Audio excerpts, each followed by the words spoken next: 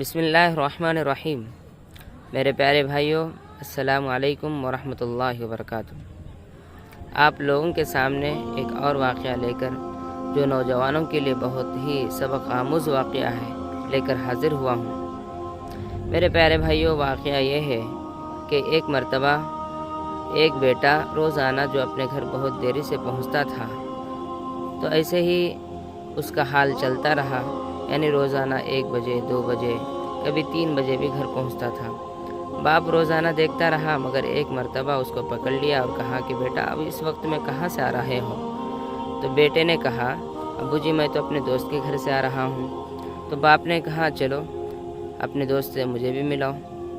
اس لڑکے نے کہا ابو جی اب تو بہت دیری ہو گئی، کل صبح میں ملیں گے۔ نہیں، باپ نے تو نہیں مانا، نہیں کسی بھی حال میں ملنا ہے۔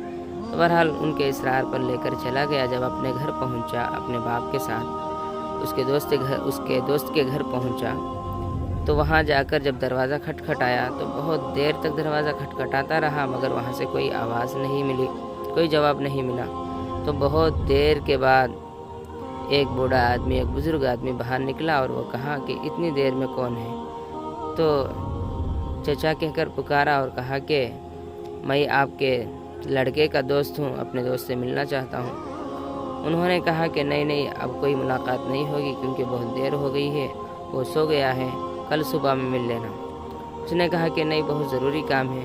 کوئی ضروری کام نہیں ہوتا اس وقت میں، چلے جاؤ بول کر ڈانٹ دیا اور دروازہ بند کر کے چلا گیا۔ جب یہ واقعہ پیش آیا تو بیٹے نے شرمندگی سے اپنے چہرے کو جھکا لیا اور کچھ کہہ نہیں پایا۔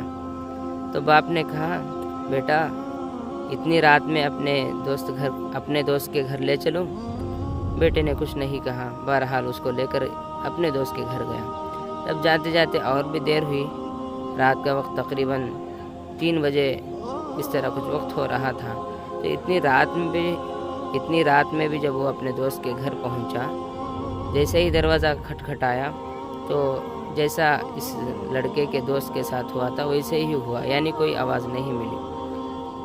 بیٹا مسکرا رہا تھا اندر سے۔ تو بہرحال تھوڑی دیر کے بعد فوراً دروازہ کھل گیا۔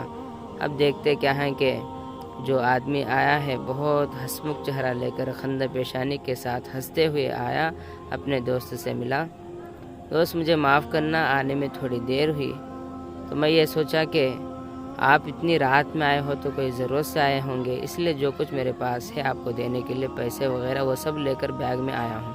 تو یہ بیگ پیش کرتے ہوئے جب وہ اپنے دوست سے ملا تو بیٹا یہ دیکھ کر بہت شرمندہ ہوا، اور اس وقت میں باپ نے اپنے بیٹے کو نصیحت کرتے ہوئے کہا بیٹا دوست تو ایسا ہونا چاہیے کہ چاہے جب بھی چلا جائے، جتنے سالوں کے بعد بھی چلا جائے، فوراً مدد کے لیے کھڑا ہو۔